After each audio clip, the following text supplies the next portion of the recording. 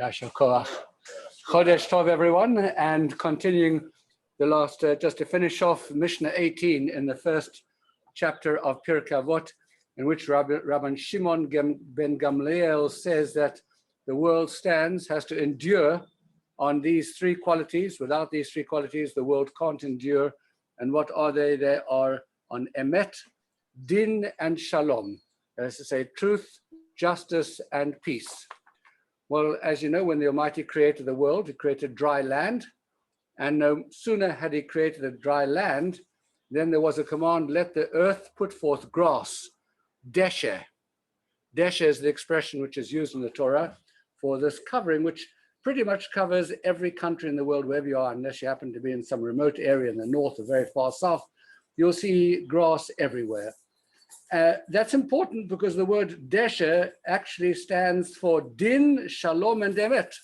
Those same three qualities that we've spoken about that are required for the world to endure, which suggests that if the newly created world wished to endure, the underpinnings of it would have to be desher, justice, peace, and truth.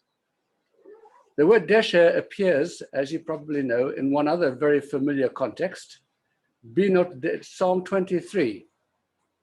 Binot desher yarbit seini. Binot desher.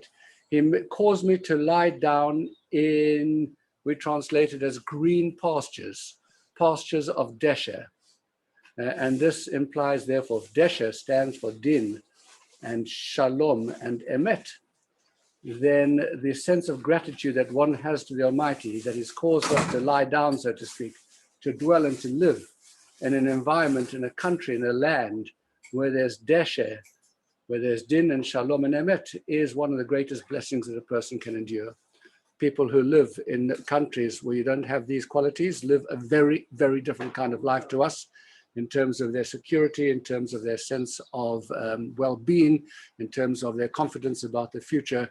There is a kind of structured environment which happens behind the scenes that underpins the entire environment in which we live, and that is dependent upon desher, din, shalom, and emet. Finally, Rabbi Shimon Gamliel has quoted a verse from the from the prophet Zechariah, in which all three of these are mentioned.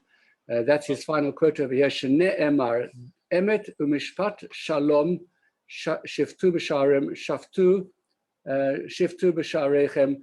Truth and judgment of peace administer in your gates. And the expression over here is in your gates, sha'arim, and gates represents all the gates of the world. Zechariah is saying that for the world to endure, these principles can't be localized to one particular country. They can't be specific just to the Jewish nation. It has to be principles that are throughout all the gates, all the entrance places of the world, all the places that people walk through, enter into the countries in which they enter those gates. Every country has to have these elements, otherwise the world doesn't endure.